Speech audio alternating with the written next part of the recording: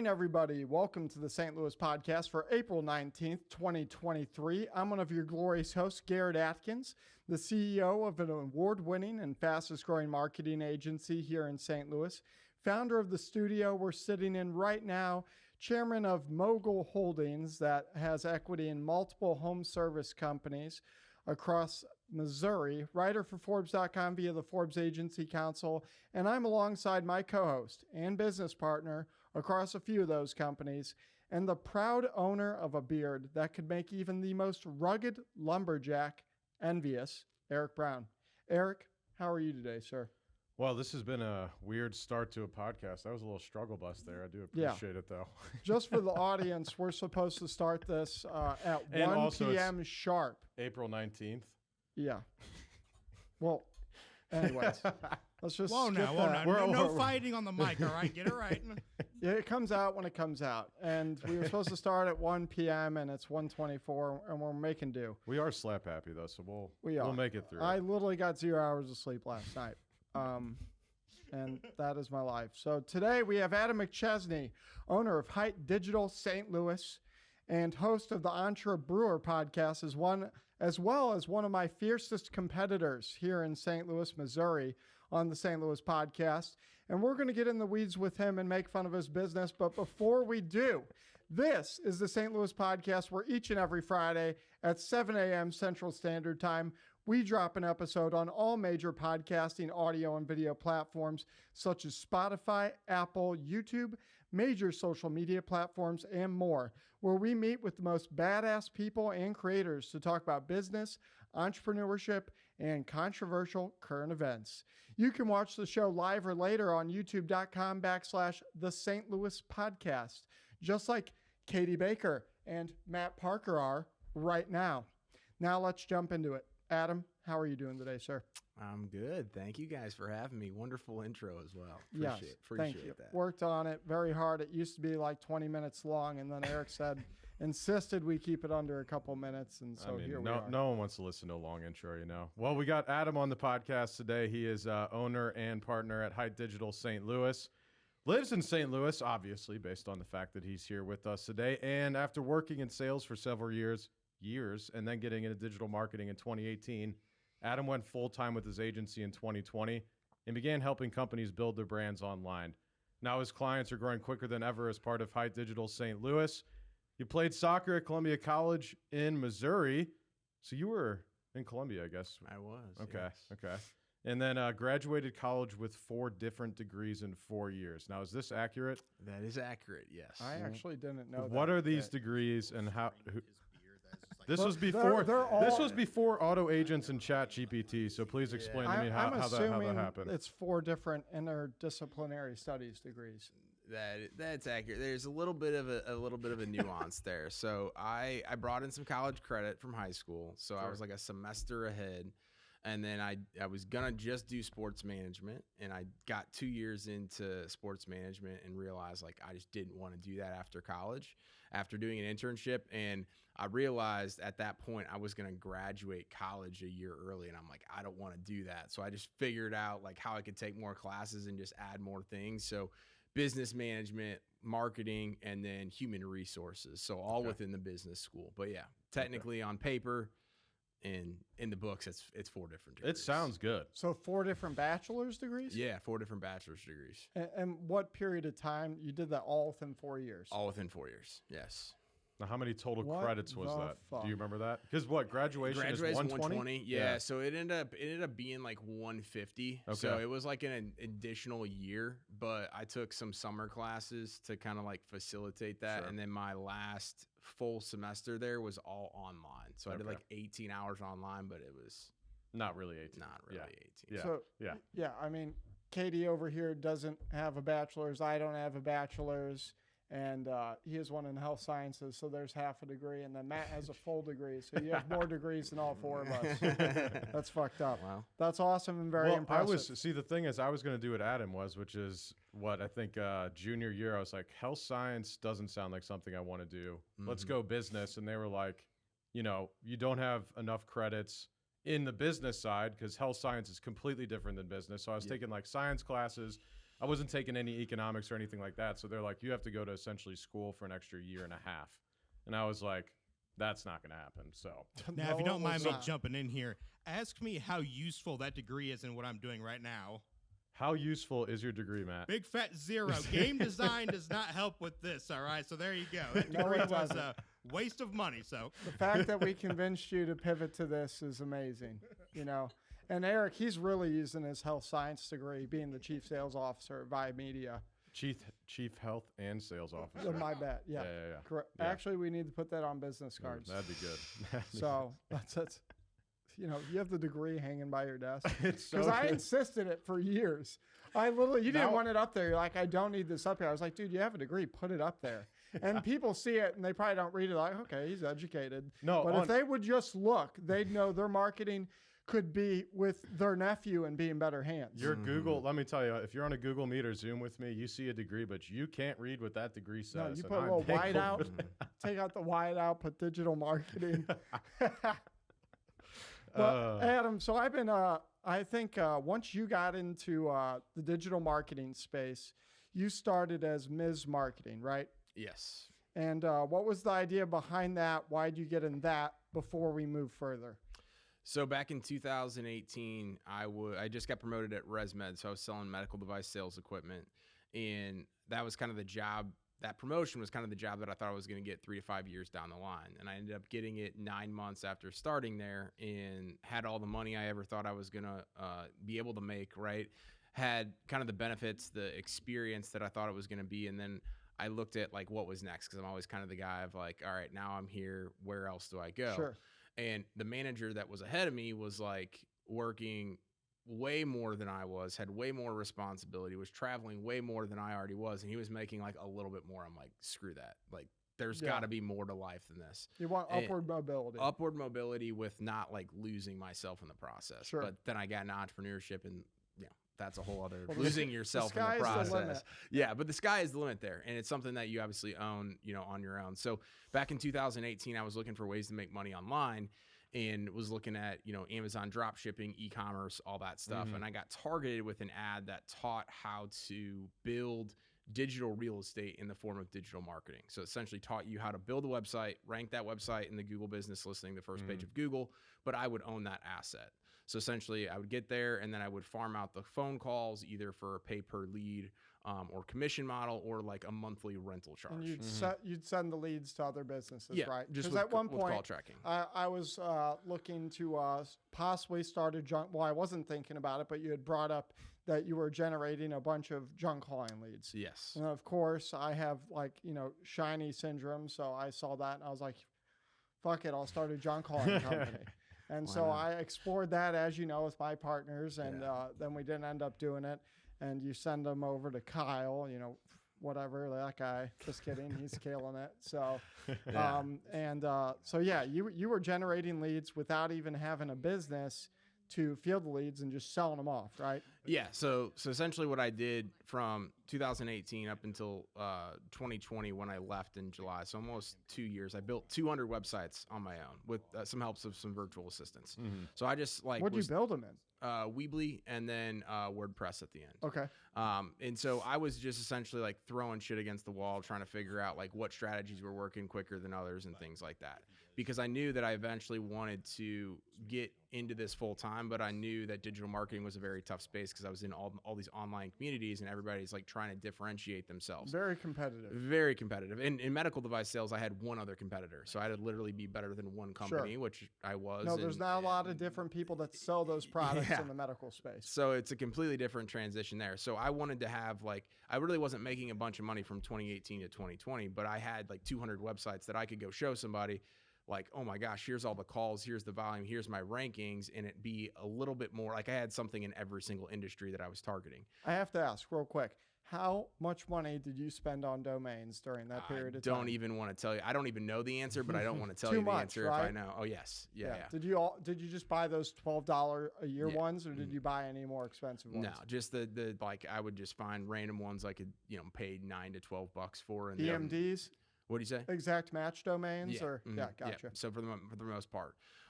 So I did that. And then when I left in 2020, I was able to start obviously marketing myself, because I wasn't able to market obviously because I wasn't able to go on LinkedIn, social media, because nobody knew that I had this side business and I didn't want them to find out.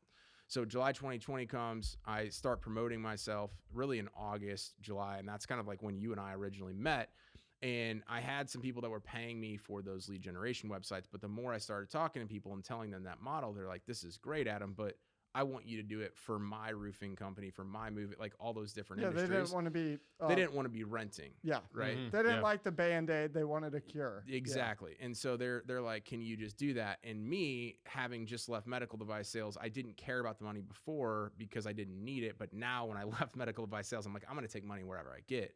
So I kind of shifted my focus for the first 9 months before I transitioned over to Height, of just doing it for like your traditional agency with a little bit of that lead gen part of it. Like many entrepreneurs are, were you broke for that first year or 2 years when you were at Ms. Marketing before you shifted over to Height? Yeah. So I didn't pay myself for the first, I think, 6.5 or 7 months. Oh, wow. And it wasn't that I didn't have money that within the company to pay myself. I just didn't know how to run a business, but I was also investing like $3,000, $4,000, $5,000 in masterminds and networking groups. I hired my first business coach because I was like, I'm already kind of behind the ball in terms of like what I think of is as an entrepreneur that's looking to be successful. So I wanted to essentially exchange my money for time to get that back and condense the amount of time it took, which once I like started to do that, like we were able to grow the typical agency from 0 to 7 figures in 15 months because I was already doing things that people take so long to actually do with inside the business. Yeah. So that 0 to 7 figures, was that at Ms. or with Height? So that was at Ms. Marketing. Yeah. Oh, okay. So literally, so it was from, well, I take it back. So it was 9 months, my first 9 months at Ms. Marketing, and then it was 6 months at Height after the fact. So 15 months in total, 9 and 6. Impressive. So you went from 0 to a mil. Yes. That quick. Mm. Awesome. Very impressive. Took me longer. That said, when it comes to starting a marketing company, I understand that you identified a need. You obviously had a natural knack for it because you built 200 websites in a very short period of time. I myself am terrible personally at most of the marketing parts. Like, I mean, if I tried to make a logo, people would, I'd have to pay them for them to look at it. You go to Fiverr and get it done. Yeah, they'd be better off hiring a blind person on Fiverr to make their logo. How did you get so good at doing it yourself? Because right now you're the owner of a business. You're in a seat where I can just tell by following your journey online that you're delegating more than you used to, right? So back when you weren't delegating as much, how did you teach yourself all of this? And was there any greater mission to starting in marketing, for example? Because for me, in 2015, I was in a conference room with Eric, with Clayton Natoli, and 2 other gentlemen. And I said, hey, guys, I think the first company I'm going to start is a marketing company because I want to use it as a catalyst to grow other companies. What was your greater purpose for starting a marketing company? I think I just wanted an escape, honestly. Like, marketing was just so happened to be the vehicle, and I got super good. Like, my background is in SEO and website building, like the technical side of that stuff, the back end stuff. Like, everybody wants obviously a very pretty website. They want to spend a bunch of money, but they don't understand like the foundation that you build everything off of. If that's jacked up, doesn't matter how much you spend on a website. So that's where I nerded out, and that's where I got super passionate within the side of the marketing space. And then obviously now we offer multiple services. But for me, I just wanted an escape to not have to work for somebody else, knowing that where I'm at right now and where I'm going, there were going to be other ventures, kind of like what you're talking about, that could play into the bigger picture. Like, and you did that too. You have the auto glass company, I do. Right? Yes. I have the auto glass company. I have a joint venture on a landscape design company as well. We started the company, me and a partner, and then he exited the business. And now it's more of just like a lead generation joint venture here in St. Louis, doing the exact same types of things. So those 2 companies have taught me a lot of lessons, cost me quite a bit of money at times, obviously, as well. But they've been great vehicles to go sell, because people are always asking the question, well, if you're so good at marketing, why wouldn't you just go start a business yourself and do that? Now I've done it twice. not the best way, right? But I at least have done it. So people have at least been able to see that, and it goes further than 99% of marketing companies. Yeah. And when it comes to utilizing the marketing company to grow the auto glass company, if I remember the timeline right, you actually used Ms., not Height. It was before the time of Height. Yes. So you had Ms., and then you started the auto glass company. But did that start as just one of your Google business profiles and websites of those 200, and then you just happened to start a business? Yeah, were you selling leads? How'd that happen? Yeah, so I was selling leads. So it was I think it was the third website I ever built back in 2018.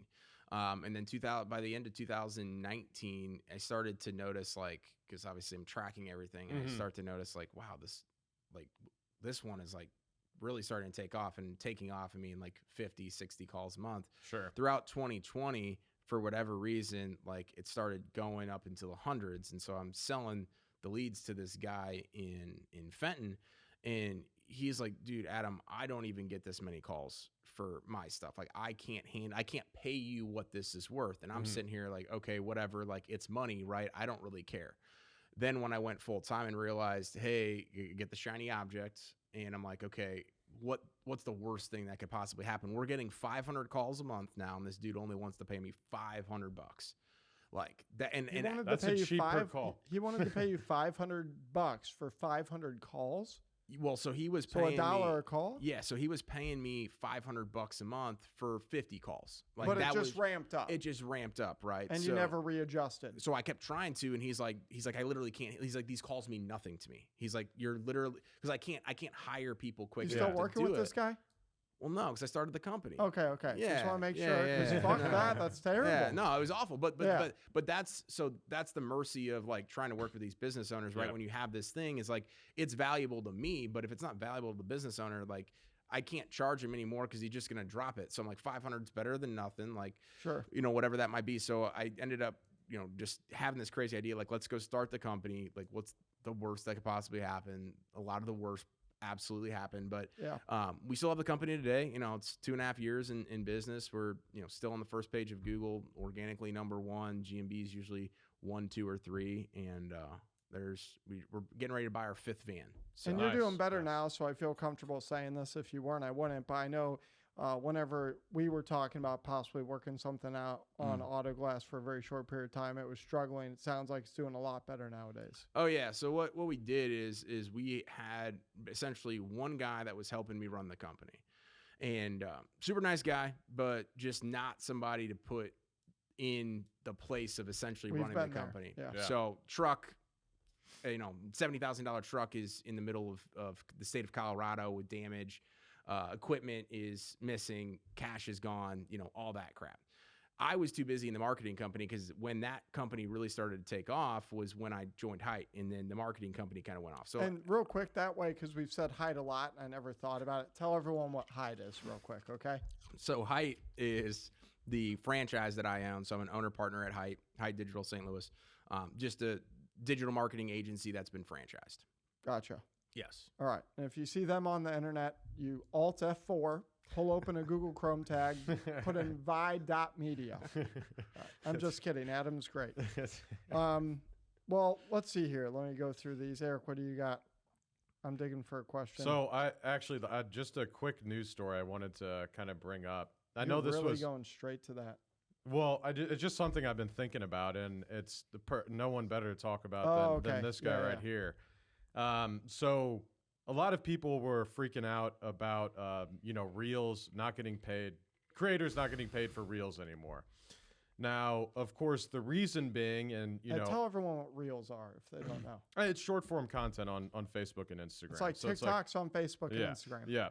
So Meta paused the program last month. I don't think they've reintroduced it. And it was just incentivizing content makers to generate short video content. So what they've said, though, is that, what Zuckerberg has said is that apparently it costs them $500 million every single quarter. Every 3 months, they're losing money based off of Reels because they don't convert anywhere near the amount that you would scrolling through your news feed, right? So what do you mean, like less people are engaging with the ads? They're just less effective. So, I mean, Facebook has mastered the algorithm essentially of ads on the news feed, right? Of scrolling, of images, of, whatever have you. Okay, I get it. Yep. The problem is reels are not converting. So they were losing, I forget the exact numbers, like $600 million, $500 million every 3 months. And so they paused this last month in order to, number one, short form content doesn't make them money. And not only Facebook and Instagram are realizing this, but YouTube, of course, as well. It's so much easier to. Now that I think about it, as I go through Reels, I don't watch a lot of content, but when I do, I never have even noticed the ads. I know they're there, obviously, but I guess I'm just flipping past them subconsciously. Yeah, it's just not as effective. So I just wanted to throw that out there and see if we generate a discussion and what you have to say about that. Well, and it's a prerequisite why Eric is asking Adam this question. It's something I really wanted to brag on Adam about is I've been in digital marketing. That was my first company, is Vi Media in 2016. Started as Vi Marketing, which we rebranded, I think, in 2018 to Vi Media.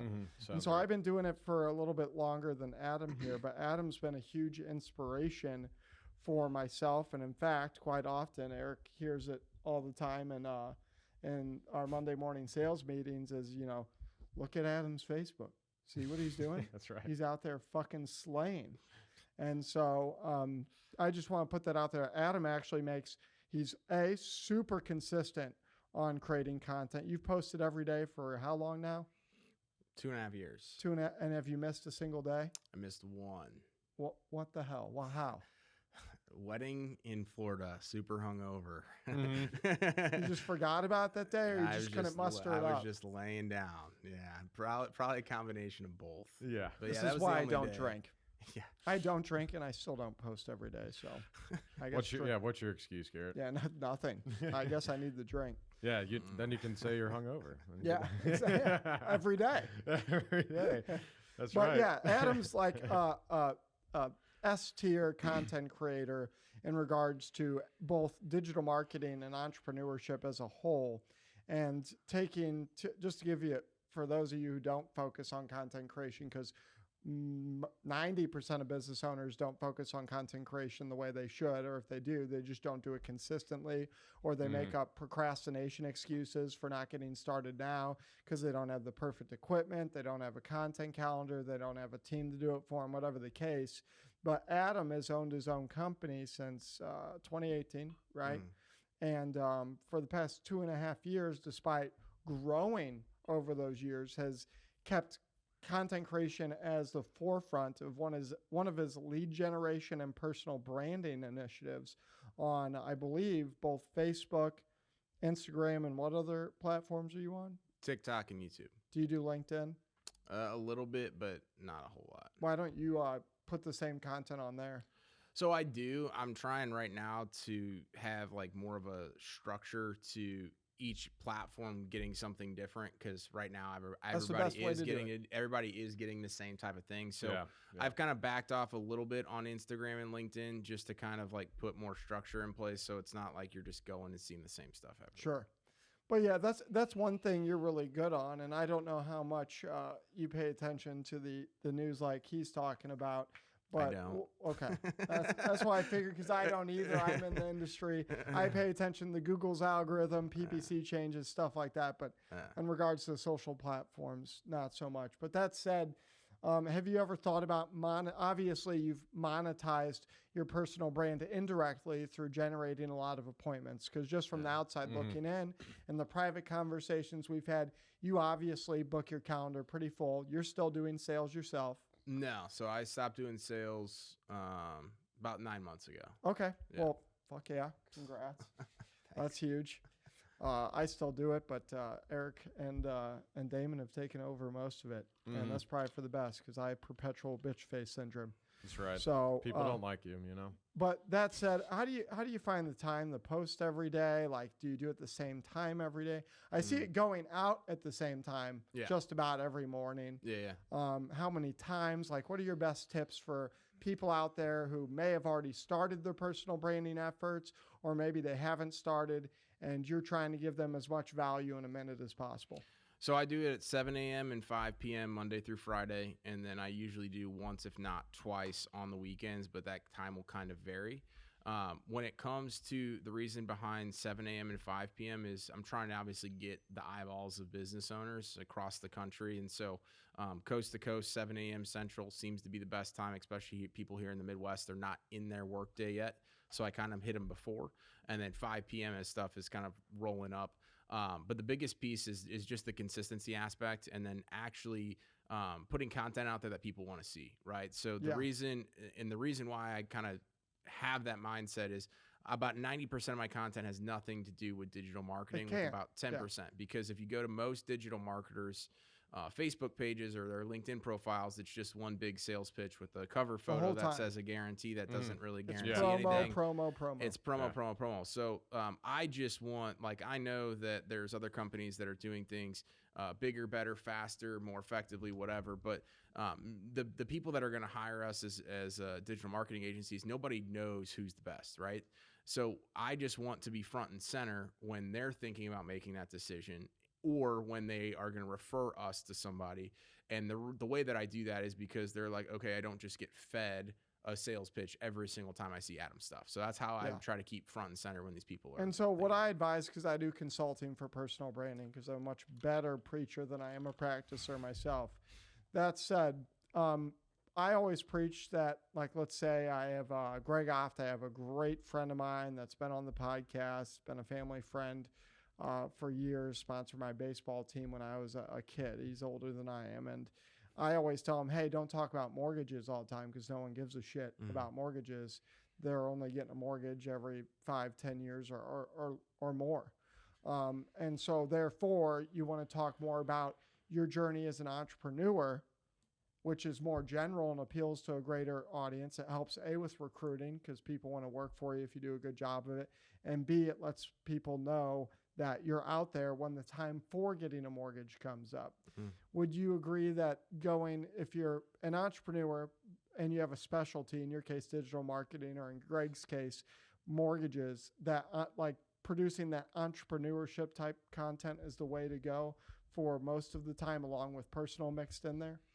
I would say depends on who your ideal client is, right? So my ideal client is, a service-based business owner that's probably either married or has a relationship, whatever. They have an entire team, and they're dealing with the same types of struggles that I am. Like, business is business 80% of the time. The other 20% is industry specific. Sure. So for me to write stuff about entrepreneurship and write stuff about my personal stuff, most of the time people get connected because they're like, oh, I've had a similar story. I'm dealing with the same type of crap. And even though Adam's in digital marketing, he's just a guy. When I'm talking to people about whatever their industry might be, whether it's mortgages, their real estate, or their moving company, it's talking about the things that the homeowner, in this case, what are they going through and the struggles, not necessarily pain talking points. The pain points. So again, that way they're looking at you as an authority, but as a value add to whatever they're going through. And people always think all the time about, oh, well, I don't have a ton of people liking, commenting, or my ideal clients aren't liking and commenting. The people that are liking and commenting are very rarely ever going to be your actual client, but they're helping the algorithm, obviously get it in front of more people. The people that see your stuff over and over. We just signed up a client 2 weeks ago, one of our largest clients, and he's been following me. He literally goes, I've been following you since August of 2020. I've never even liked your seen shit. him like it. But he's like, me and my buddies talk about you all the time when it comes to digital marketing stuff. So That's again, how it's always that aspect of it again, but you have to, regardless of what you're doing, that 90% needs to be, again, the 90% that people actually care about, and you're hitting those pain points in providing value and education back and forth. Yeah, what I found, and I agree with that all the way, and I'm going to say this in what I can try the least offensive manner. I found that the big ballers, the big clients, people you want to sign up, they're not taking time to engage and comment on people's stuff. No. But they are paying attention to who has influence. More times than not, the people who are either not a client at all, or they're just not the ideal client. They're not the people with a $10 to $300 million company. They're the ones liking it. So the people who do have the big companies can see it due to that engagement. Excuse me. that said, man, I was holding that burp in for a while. I was going to hold it the whole time, just couldn't do it. I just want to give a shout out to Adam for repeating what you have continued to say about posting. He just said what you have always told me and Damon. What? Which is post, because it's not for the people that are engaging. It's for the people that you don't know. I know. And it coming from me, since we've known each other So since thank high you. school, it doesn't mean Yeah. it doesn't mean anything. From when him, it- thank you. Because when I say something, since we've known each other since we were 15, I'm like, that's it stupid. means literally nothing. Yeah. But now that you've said it, you're a genius. Yes. So Very yeah. smart. But that's Good what for that. entrepreneurship like literally is like, though. Like I work with a business coach, and I have more of like a life and mindset coach, and one of them might say something that doesn't click, and then the other person's gonna say the exact same thing. Yep. It's all And about 2 weeks how. later, it's gonna click, and I'm like, oh my gosh! And then I go back to him. I'm like, hey, I heard it said this way or from somebody else, and now it all makes sense. Yeah. Like that's the thing about entrepreneurship is our minds are wired that way. Sometimes we just have to get hit in the head. We've Yes, actually been doing a yes. lot of studies on stuff like that for the sales team we're building. By the way, Vimedia is hiring salespeople right now. But that said, Shout one out. of the things we've studied is that analogies are really Yeah. big in sales, and also for driving home ideas. To your own point of what you were saying, one person can say one thing, another person says the same exact thing, and the second guy clicks, even though the first guy said the same thing in different words.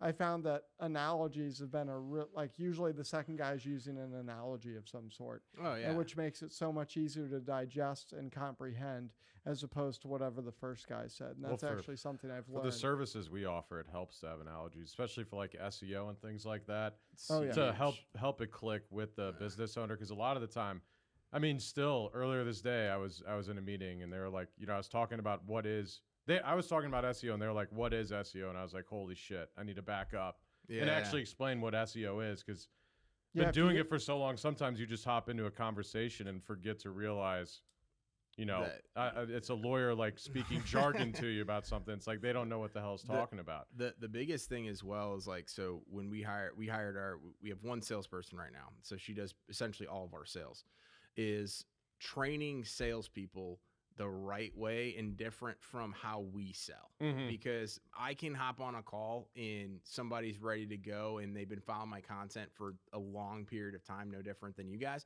And they're just like ready to send over their credit card. And I was training in the beginning because the first like 3 months were really difficult, obviously with a new employee building an entirely new department. But I was showing her how I did sales. Mhm. And it was completely different than how she's going to do sales, but how most people are going to need to be trained within your department, because we have the authority, right? We have the following. People are commenting and liking on all that stuff. If it's somebody else, right, it's not as cut and dry. They have to go through that entire sales process from literally the basic of the basic stuff all the Getting way the through gatekeeper. that. Yeah. And it's like, that was for me when that clicked about literally about 6 months ago. I was like, oh crap, I've been training somebody on all the bad habits, on all the terrible things that I've been doing and getting away with because of what I built. That doesn't apply, and that doesn't just apply to sales, right? But that really is the differentiator, that like training people is the biggest thing that I've learned to be able to get our company to grow, because I struggled for so long trying to do everything within the business. And then when I got hold of only doing sales, I was only able to go so far because I had all these other things going on. Yeah. And that brings up a good point, and that this is not a knock on your salesperson. I don't even know her. That said, what I'm about to say hopefully makes sense. Like, have you found it difficult, because you have a personal brand, and I do, except I don't post regularly, and I get 2 likes. I actually get more inbox. I actually get more leads than I do likes on my posts, because it's all those people we talk about that don't engage with anything. But did you find it difficult? You, someone who has a personal brand, has posted for 2.5 years straight minus a hangover day. Did you find it difficult to hand off sales to someone who does not have that personal brand to help ease the sales process? Because whenever you go into an appointment, or I do, even for me, like I'm part of the Forbes Agency Council, which is some bullshit I do for personal branding, essentially. Hey, shout out Forbes. Shout out Forbes. Chinese owned. That said, stuff like the Forbes Agency Council and the fact that I've gone out of my way to make sure, like, stupid things like my profile picture, my cover photo, my bio, what I have linked, endorsements on LinkedIn I worked on over the years, all these things that when people reach out to me or I reach out to them, it eases the sales process. And maybe if I don't explain things really well, I still get the deal because they just trust me. And then you hand off work to, let's say, Damon Hartwick. We just hired him. He has not been working on his personal brand the same way I have all those years. So he can't hop on the phone with someone and then blow past all that initial stuff that maybe me or you could get away with. So did you find it kind of difficult scaling from you handling all the sales to handing that off to someone else? And if so, how do you overcome that? So I think the biggest thing was like building like her confidence. So she came from another agency where it was like she was wearing multiple hats and heavily paid on commission. So I'm like, hey, what do you need stability wise? I'm going to invest in you. I'm going to build you up as an employee. So we came to terms on that. And then set the right expectations. I don't need you to do 100% of what I'm doing, but if I can get you to 60% and I get my time back and then help you funnel the other 40%, that is effectively going to make us grow and scale quicker. Yeah. Things really took off in October. December, we brought on, I think, 23 new clients in the month of December. Wow. And that was a culmination of kind of like everything coming together, but it was her skill set getting built up and then me also empowering her. When somebody reaches out to me. Let me stop you right there. How do you empower her? That's what I'm going to tell you. Okay. So what I did wrong in the first 6 months was when somebody reaches out to me, I'm like, oh, they want to talk to Adam. I'm just going to take the deal. Sure. So I would take all the layups and then make her deal with the crap. Okay. What I transitioned is I would give her the layups and then I would go deal with the crap or like the very big deals. So I'm helping her build it up along the way, and then she's just taking it across the finish line. She's building up. She's like closing deal after deal after deal, and I'm like, you did that. I could have easily just taken those layups and then also been like, hey, no, that's not like a part of your thing. I'm not going to pay you on that because I did all that stuff. But I'm trying to build, like we're getting ready to kind of build a bigger department, and we kind of got the foundation like now. Sales built department? Yeah, yeah. And so, but what so wrong people get done is they're like, hey, you need to do X, Y, and Z, and you have to fight for everything. And if anything comes in to me, like I'm going to take it, or I'm going to let you walk through the deal, but I'm not going to pay you as much. So the biggest thing that I learned, it kind of clicked for medical device sales, is I hated when that crap happened. I hated when like I would get like fed the crap or, walked to the finish line and they'd be like, well, you're not going to get paid as much. Yeah. You have to treat that employee in the sales department as like the foundation for buying your time back. We pay them the full rep. Yeah, you got to do that, but you also got to give them the confidence. And when people would reach out to me, it's like a quick group chat where they're like, hey, Adam, I really want to deal with you. Awesome. Well, I'm booked out for the next week, but I can get you on a call with, the sales girl. And you connect that, and then you build up her confidence that way, and it continues to grow and scale as she gets more reps in doing everything. Yeah. And if you don't want to talk about this, that's fine. But we hire salary plus commission and commission only. And so commission only, I'm a huge believer in, just because I've been doing sales since I was 17 years old, and lots of it was commission only. Do you guys do commission only? How do you take them from that first, if so, how do you take them from that first day to that like 90th day? Because that first 90 days for a commission only sales rep, that's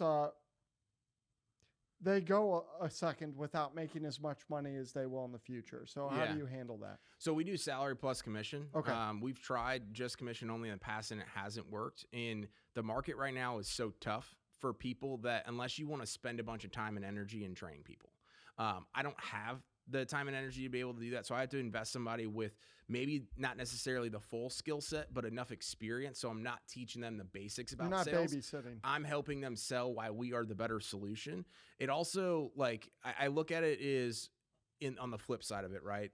If they're looking at our offer, our job offer, or somebody else's offer. Most of the time when I would find commission-only sales reps is when we were the only offer that was out there, because most people want a little bit of stability and they want a little bit of security. They do. And so you have to put some skin in the game. And again, it really didn't pay off for us till close to in between 6 to 9 months. But now I have an investment that I put the time and energy in on that's helping take so much off my plate. And we're closing deals like left and right without me. Like, I don't know who probably 15 of our last 20 clients are. I just have no idea. That's a good feeling. And it's the best feeling ever. But I look back at like where I went wrong in doing that. It was really trying to be like, Adam needs to have my hands on everything, and I have to, they have to know who like that's the crap that as an entrepreneur, whether it's sales or any department within your company, like you have to build that first, that foundation for each individual employee. Yeah. And so you said it took 6 to 9 months just about to get the ROI off the salary plus commission rep. Yeah. Oh, wow. So that was a lot of time. Oh yeah. So I mean, and this goes back to like, because I've worked in commission and in commission plus sales and medical device sales. The typical return on investment for somebody of what we're doing is between that 6 to 12 month period. When you take a look at how much, and I'm not talking about just on what we're paying them versus what they're bringing in. Yeah. I'm talking about how much time and energy it took for me, my VP, anybody else on our team to actually train them. Any, compute, like I'm literally have the ROI down to a T of what that costs, right? It's an equation. It's an equation for sure. But the first 30 days is like, hey, you're going to watch me do everything, and I'm still going to pay you on the deals that are closed because you're going to send out the invoice. You're going to do the behind-the-scenes stuff that nobody knows what we're doing. That's what we do. That's the right way. Second 30 is you're going to do it, and I'm going to watch it with you. And then third 30 is like you're going to do it, and I'm going to audit everything behind the scenes with the team, and we're going to kind of provide you feedback. And then after that, you're cut loose. Now, you're going to still be able to get us for support and all those different things, but like we're not going to be sitting there every step of the way and helping you try to. Yeah, you take off the training wheels. Yeah. Yeah. And so after that, you found that it takes another 3 to 6 months for them to start really getting it going. Oh, yeah, absolutely. Okay. Is she generating her own leads besides the stuff you're bringing in? Yeah. Mm-hmm. Okay. And would you say that your personal brand is still like the main, because you invest in it so heavily, this is genuine curiosity, selfishly almost. Mm. Like, do you think most of the leads are still coming from your personal brand, or have they gotten to a point where they're accounting for like most of the lead gen? Oh, no. So we're still about like 75% for my personal brand. Okay. Yeah. Okay. The other 25% is literally everything else that she's doing. That 2.5 years pays off. Oh, yeah. How long did you have to do personal branding before you're like, holy shit, this is really giving me an ROI? So right at 90 days when I had my first contributed lead, because somebody said, hey, I've been following your content and I want to sign up with you. It took about 9 months, right as the transition was happening to Height, where I started getting, 1 or 2 leads a week. Now we're at probably about 15 or so leads a week that'll come in from some various source, from some sort of referral on social media. But it really took about 9 months for me to be like, okay, this is actually paying off. Sure. Well, let me give you a chance here, and let's make it fun. Let's say you were you were talking to a prospect. You were halfway through the sales pipeline. They're like, hey, we're also talking the Vi media. All right. And you're trying to sell them SEO, and I'm trying to sell them SEO. What makes you different than other marketing companies?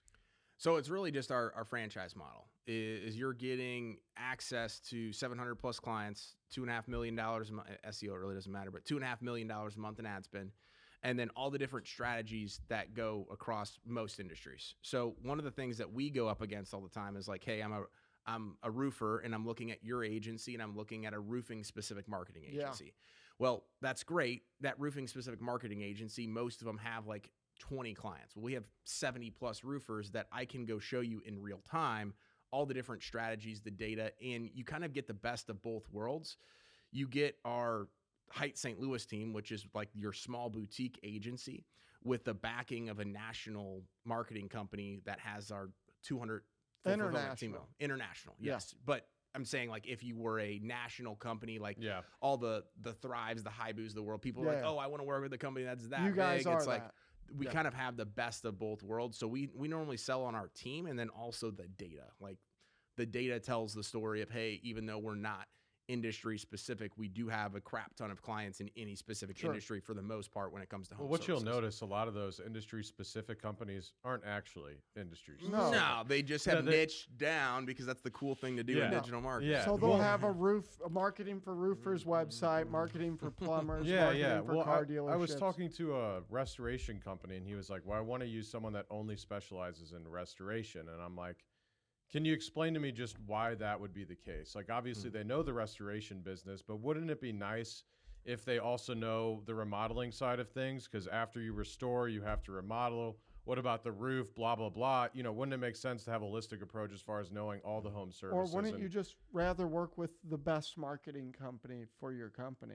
That would also make a lot of sense too. So, Yeah. but that's interesting because everybody, like, How do they know? nobody believes that they're the best, and that's what I used to try to sell on is like I will take so good, and this was when I was doing it all my own. Like, I will take such good care of your stuff, and it's in great hands. Like, I feel like I'm the best at everything, and I stopped selling on that, right? Because nobody truly can quantifiably be like, oh, I'm gonna go look up, and any award that's won, right? Like, any of the awards that we have won, like, they're all just a bunch of crap. So what I do is I just like try to sell. I will say Business Journal's okay. They actually measure certain stuff. But like for sure, St. Louis Small Business Monthly, love you, Ron. But for example, you could hypothetically like just drive in nominations, friends, family, whatever. So. Of course. So I try to sell like on the data and the data alone, but also like what's most important to them. Like, so in some people's minds, like clients that we've been bringing on recently, like the big thing is like, I want a dedicated account manager that's going to meet with me every single week or bi-weekly or monthly. Like, in their mind, we could not get results, and they just want to know that, hey, we have a game of attack, and we have there. Like, so once I started to reverse engineer that was like, okay, crap, I've been trying to tell everybody that I'm the best or that like I'm everything within the company, and then it doesn't go anywhere because they're like, oh, well, 5 people have said that. Well, especially in digital marketing, which is one of those industries where not only is everyone saying they're the best or they have the magic sauce, because there's so many different ways to achieve the same result in digital marketing. And not to mention as you know, every single new prospect is damaged goods from last marketing company they work Unless it's with. a brand new company and they've never been in business before. Let's just say they've all been burnt. Let's just say they've worked with this one big, about $10 million in revenue marketing company here in St. Louis that's based downtown, and that's been on the news, and they worked with them, and they just got burnt, and that's pretty much every single client. And then you have to convince them that the worst I'm ones not are the like large. them. The worst ones are what the companies you said earlier, like the Thrive, the Hybu. It's like those people. You're hiring people out of college that have no experience. The account manager doesn't know what they're talking about, and I mean, you're essentially flushing money down the toilet at that point. Well, so the one. Sorry, I didn't mean to cut you off. No, go ahead. So the one nuance that like where we're trying to grow and scale, especially with our franchise model, and we've kind of figured it out, is most of those agencies that have a lot of clients but very high churn, obviously, right? Yep. Is they're sales-centric agencies or sales-centric technology businesses. Yep. they might have a SaaS or product. drive into a dead end. But exactly, and so then they're like 10 to 20% fulfillment. Where if like of our 200, we have owners, right? So we don't have any specific. Like, I'm the only franchise that has a specific salesperson, so we're less than 10%. Now that we feel like we've built a pretty solid foundation, that's when we want to go off and try to build off a sales department. But so many people get it wrong, is they're like just having people cold call all day, and they can't even handle the new sales. So that onboarding process, once we revamped that, of making sure it was like a very white glove service where it's very simple and easy, and then the account management piece is like the key to everything, right? It's retention, it's referrals, it's overall just the perception of your business as an agency. And that's where all those other agencies go wrong. It's like a churn and burn. Yep. Let's try to get them in here. We know how many clients we're going to lose every single month. We know how many clients we got to bring on in order to increase, our ARPA and all that. Yeah. Two of the biggest marketing companies, and I'm not sorry for cutting you off, two of the biggest marketing companies in St. Louis, and this could be said like literally 9 out of 10 marketing agencies, I would say, either don't know what they're doing or just don't have the right principles in place and will accept clients they know aren't going to succeed, or maybe they think they might, but they're not positive, which is not good enough either.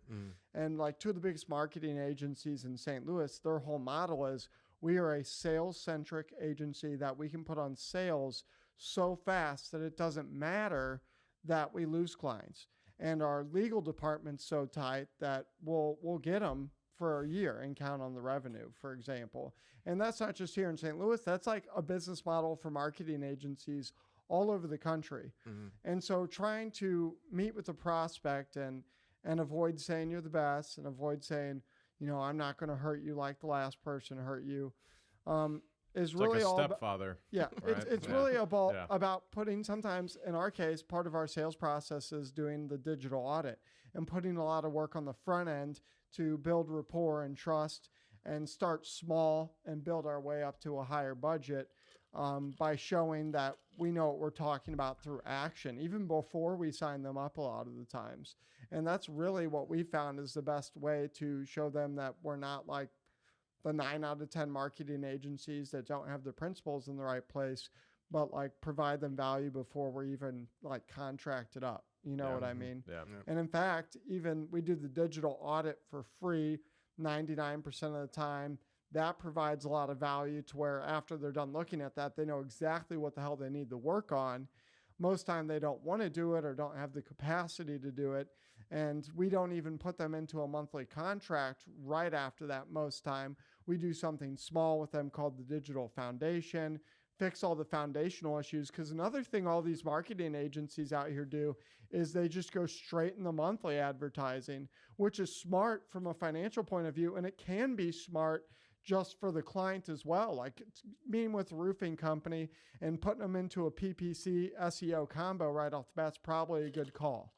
But I found just for like closing rates, if I'm up against a competitor and let's say they're really inexpensive, let's say they're $2,000 a month or $1,000 a month, $12,000 a year, and it's a year contract, that's $12,000 versus my proposal of, hey, pay $3,000 to do the digital foundation.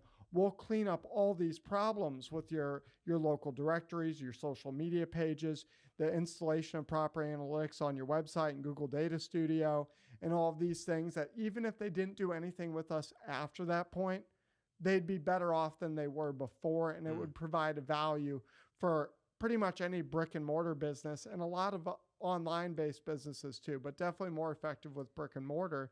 And then after that, we've built up enough trust to then, of course, go into a monthly advertising. And I feel like a lot of marketing agencies just are, and it's not the salespeople's fault. Well, you hear it most all the of time. They'll just go into a meeting. They don't really ask like exploratory questions. They're just like, you know, here's a Facebook ad agreement for 12 months. Yeah. And we give you a couple different campaigns and yeah, that's it. Let's go ahead and sign up. I'll give you a 20% discount if you sign up before we leave this meeting. No, literally, that's that's a nightmare story that one of my current clients, that they luckily didn't end up signing a contract, but they a nightmare they had. It was a mortgage company. We brought them on as a client, but before we did, they told us the story of how they were getting pitched by a big local shop. And at the end of the pitch, like, okay, we're going to think about it and get back to you guys. And, well, they said, hold on just a second. The salespeople were like, hold on just a second. I'm going to step out of the room, make a phone call. They come back in and said, okay, my boss said, and we can do this just for you. If you sign today, we can take 10, 20% off the total ticket over the year.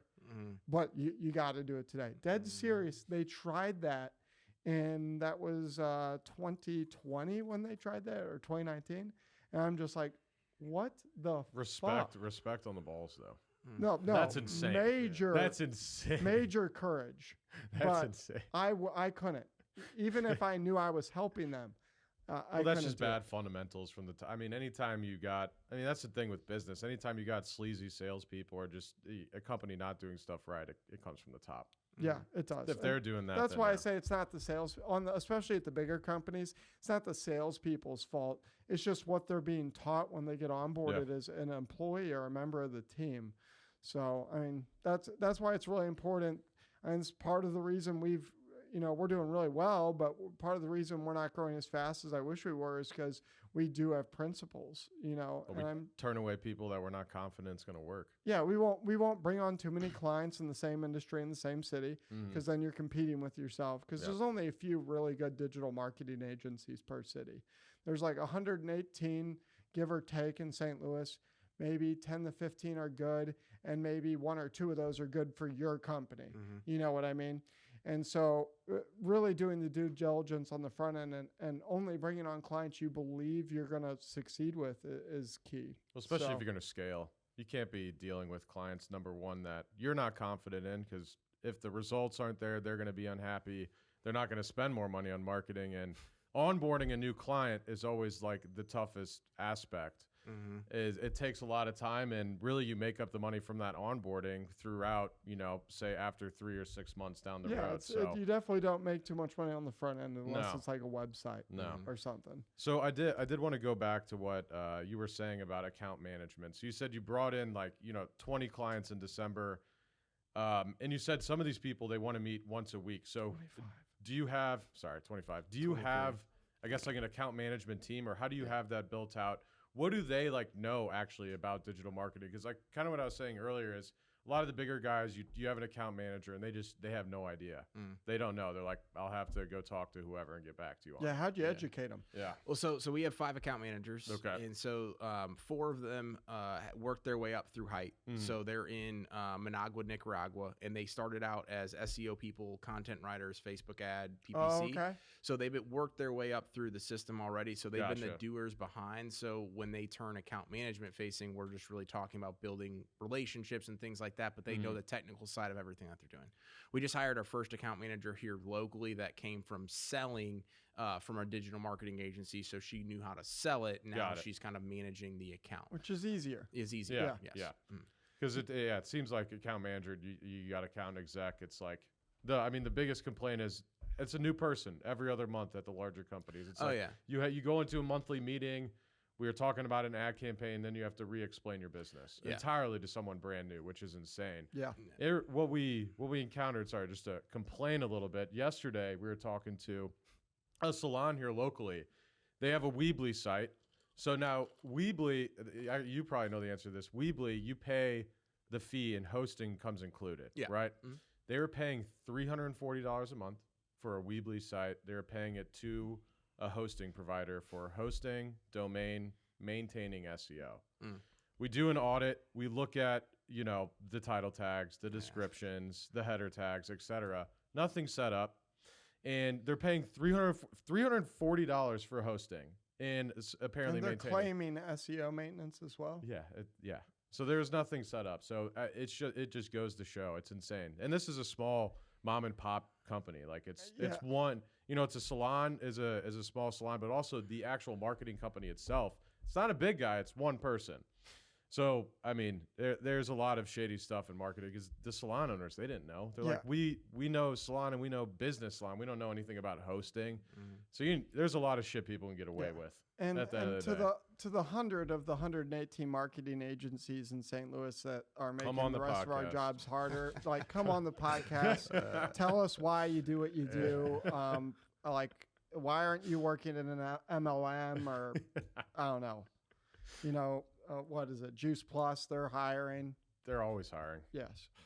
I do know some people that killed on Juice Plus. I'm sorry. All right. So ChatGPT. I know that you have, and correct me if I'm wrong, but you here locally in St. Louis, you're the owner partner of the Height Digital franchise.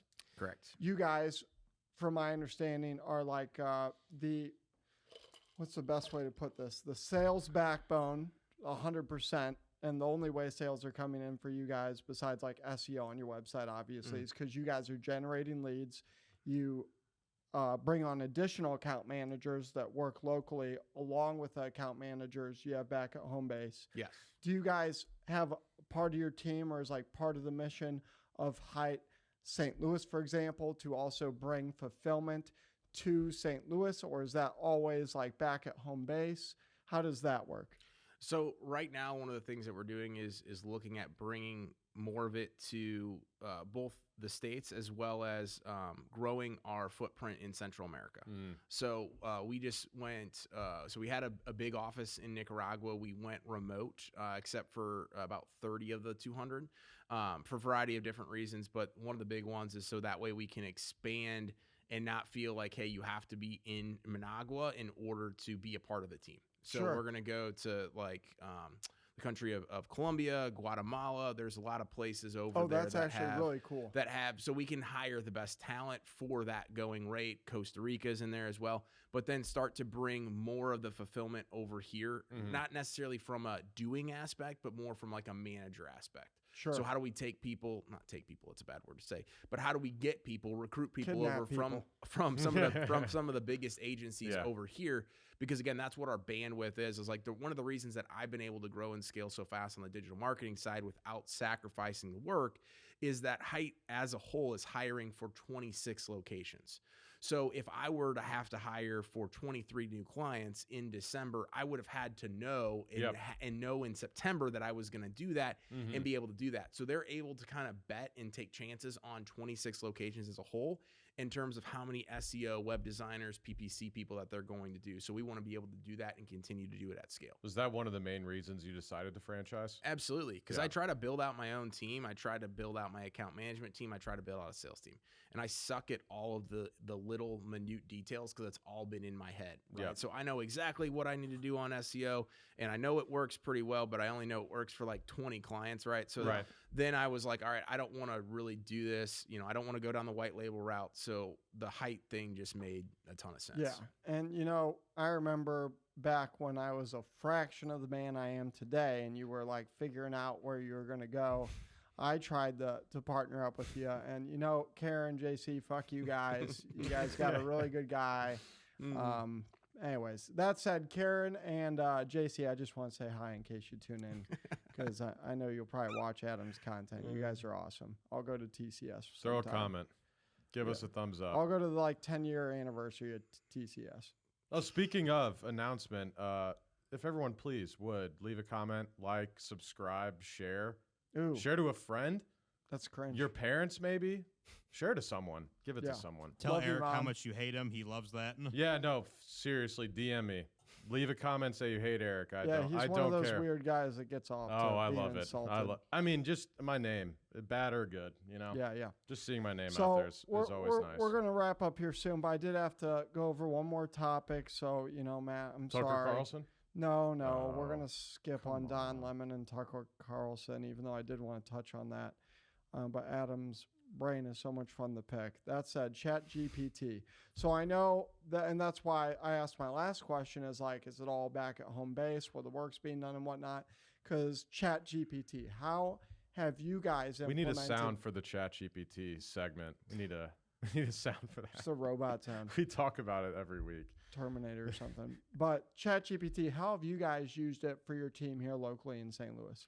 So I think one of the funniest things is everybody's like, oh my gosh, AI's around. It's like it's been around for a very long time with Jasper and all those other tools. Yep. We've always used it as kind of like a guiding force of, hey, what are new things we could be writing about? What are new ways to say the exact same thing over and over and over again, Sure. especially as you have clients in the same industries. So my thought process is, and this is kind of the route we're taking, we've kind of always done, is that's only literally as good as the people. The prompts you're going to get out are only as intelligent as the people that are putting the prompts in. Yep. And also, it gets you about 50% of the way. You're still going to have to go proofread it. You're still going to have to go write it as it needs to make sense and also make sense for the business. Because if you're talking about SEO content, ads, all those types of things. So I think it's just going to help facilitate a more effective marketing campaign. And it has absolutely done that.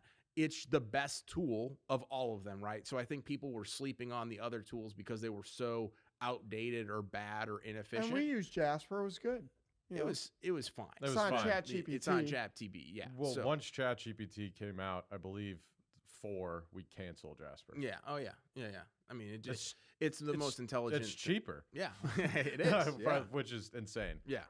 No, so I don't think it's going to, like, everybody's like, oh, is it going to replace SEO? Is it going to replace all this stuff? Like, you're still going to have to do it. I think the actual only thing that it will do is it is going to eventually weed out some of the marketers that are only using that. It's right? going to change It's gonna- search engines it's- forever, which is the yeah, bigger exactly. topic to discuss here, which is why I brought it up. Yeah. Is that we are, I mean, let me, something that's kind of cynical but true, whether you guys want to believe it or not, is unrelated to marketing, is due to AI. Like according to Forbes, there's 154 different industries, and there was a study done where, excluding labor jobs, that ChatGPT right now in its current form, if you had unlimited use of ChatGPT 4, could take over 50% of jobs across all 154 industries that are not labor jobs. What that will cause within the next year and 3 years, best case scenario, is unemployment rates way beyond the Great Depression. This disgusting unemployment rates. And that's a terrible thing, because what that does is it gives the government leverage to, and this is all political stuff, but I mean, universal basic income will basically be forced to be a thing, because there's literally not going to be enough jobs for lots of people. Man, that every single time we've had something like this that changes the industry and everyone talks about jobs being There's removed, nothing and been always like new this. jobs end up popping up. Yeah, well, we'll see about that. There's never been anything like this. That said, crap train of thought. That's You know ADD. what's more interesting than ChatGPT? What? The auto agent. Have you looked into Oh, the yeah, auto agent? auto agent. Auto Have you- agent's like ChatGPT on crack. So you can give it essentially you could give it a task, and it will, instead of like giving it kind of like a prompt like you give it now and it just gives you text back, it can go out and do things. So it's connected to the internet. Yeah, So so I had it. Yeah, you I can give it like a actually used prompt it. and like, I So- want to plan a party. I want to plan a party for 50 people. I want the budget to be $20,000. I want it to be kid friendly, blah, blah, blah. Well, listen It'll to go this. out and build it all for you. It can schedule it. It can do everything for you as essentially a virtual assistant. I had it said, I want to create 10 Fiverr profiles that all sell copywriting. It went out, it created Gmails. It then went and used the Gmails to create and verify the 10 Fiverr profiles. And it then listed these services underneath it. But I didn't have a paid version. I don't have the API right now. We're still waiting to get the API for ChatGPT. It's called GPT API, I think. And so I have limited use of the agent GPT. And so what I forgot to tell it is to send me all the logins and passwords. And so right when it finished creating the 10 Fiverr profiles, because I was just testing it out, and I was just going to, probably like see if it could make passive income, because I read about some guy who literally had it create emails, Fiverr profiles, list copywriting, and then had it do the copywriting. So he literally automated. Love it. No, This and is he was smart, yeah. making hundreds of thousands of dollars his first month doing that, like real money here to one person. And so I was like, well, that doesn't sound so bad. I'll go do that. And so I put that together, but what I forgot to do was have it like give me the passwords and emails. So now there's 10 Fiverr profiles that a robot now just made. They're out there forever. But that said, I didn't go back. Is your in. name on those? What's the name? I forget. They were just generic names. Billy Bob. No, there was like names with numbers at the end. Bob Like one Sanders. was John Smith, Yeah, like classic 5739 or some copywriting shit. expert John Smith. Yeah. But anyways, like Agent GPT, like stuff like that. That's where things get real, and I would highly recommend looking into that, because if it can do that, which is pretty complex for a robot to do very quickly, it can do a Jeez. lot of things. I was listening to a podcast, and they were talking about how the people that are getting in on this, like right now, have the ability in like tech companies to lay off 30%, 50% of the workforce, and they're already doing it. Yeah. So Yeah, I but you wonder said they're just going to find new jobs. So I mean, They're they'll good. have to, right? It's not really an option. no, universal basic income will occur. Also, with AI, maybe we'll be able to create new businesses, new products, things like that that'll spin off of it. So, God willing. yeah. So that said, or AI willing. today right? we didn't get to talk about gun control laws, LGBTQ plus rights and Are you discrimination, just listing? Trump, Kanye West, Elon Musk, and a bunch of other really savvy business topics. So we will spare Adam that. We're going to go to that at the outro here. Adam, before we wrap up today's episode, what social media profiles, business of yours, etc., would you like to plug for the audience to go out and follow and learn more about you? Yeah, if you just go to AdamMcChesney.com, you can see all my social links. You can see all the podcast stuff, everything there. That's the easiest place. What is the number one thing you want to tell the audience before you get off this podcast? Man, it's a difficult one, but I mean, I think regardless of what you're doing, regardless of if you're owning a business or you're working for somebody else, I think the biggest thing I've learned is just getting connected to that purpose and why. Kind of going back to our initial conversation, you wanted to do it to be able to have a marketing agency to create other vehicles for other businesses. I wanted to do it for the freedom. And I think so many people, regardless of how much money they make or how many businesses they have, so many people get lost along the way. So regardless of if you're running your own company or working for somebody else, just get super clear on that purpose and that why. And that'll be your guiding force for everything. Set goals. Have you read the book Think and Grow Rich? I have, yes. Okay, so do you do your 6 steps, or did you used to? I used to, yes. Yeah. Anyways, read Think and Grow Rich. Do your 6 steps in the morning and at night. I don't do them anymore, but I used to as well. I just actually watched a YouTube video earlier today. One of the man on the streets. So interesting. It's not great. Man, you go up to people, you're like, what do you do that makes you successful? This guy was going around at Coachella, and he went up to a guy that started a marketing company who was there at Coachella, spent $15,000 on some villa, and he said he read Think and Grow Rich 90 times. 90 times. That's good. And he said he wasn't successful. He read that book and kept listening to it. And now he owns a digital marketing agency that's like $10 million. But he manifests every single day. That's still. The book's all about it. Yeah, I know. He said he still does it every single day, manifests every single morning, writes everything down, has those goals, puts it on the mirror. Every single person would be better if they do that. Mm-hmm. Well, yeah. It's because you're honestly, thinking about the goals that you're it's trying visualization. to drive to. Yeah. So, Adam, Eric, that's all the time we have for today. However, the St. Louis podcast will be back next week at 7 a.m. Central Standard Time with a new episode, new guest, and unfortunately, more of your host, Eric Brown, and myself, Garrett Atkins. Ladies and gentlemen, if you're watching live or later and we said something wrong, said something you hate, or said something you want to hear more about, you can visit us at stlouispodcast.com. In fact, if you Google St. Louis Podcast, plural, on Google, anywhere in the country, we'll show up first because we're better at SEO than Height Digital. And leave us a message telling us all about it. Finally, this episode was recorded at Half Coast Studios in St. Louis, Missouri. If you're looking to start a podcast, take your current podcast to the next level, whether you're local to St. Louis or walking on the Great Wall of China, reach out to halfcoaststudios.com. And in fact, since this isn't Adam's podcast and is my podcast, and Adam's a client of Half Coast Studios, what wonderful things do you have to say about you recording your podcast here? It makes it the easiest possible thing. I think podcasting is stressful for so many people talking about content creation. I just show up, Matt takes care of me, and the rest is history. Damn. Shout out, right. Matt. Yeah, shout out to Matt. This is his first time on a podcast with us. How'd you like it, Matt? Cool. Thumbs Katie, up. how about you? Awesome. 2 thumbs up. Love All right. it. Well, it's been a pleasure speaking with you today, Adam, and a pleasure hosting this podcast for the people of St. Louis. We'll see you again next week at 7 a.m. Central Standard Time. Stay classy, San Diego. See ya.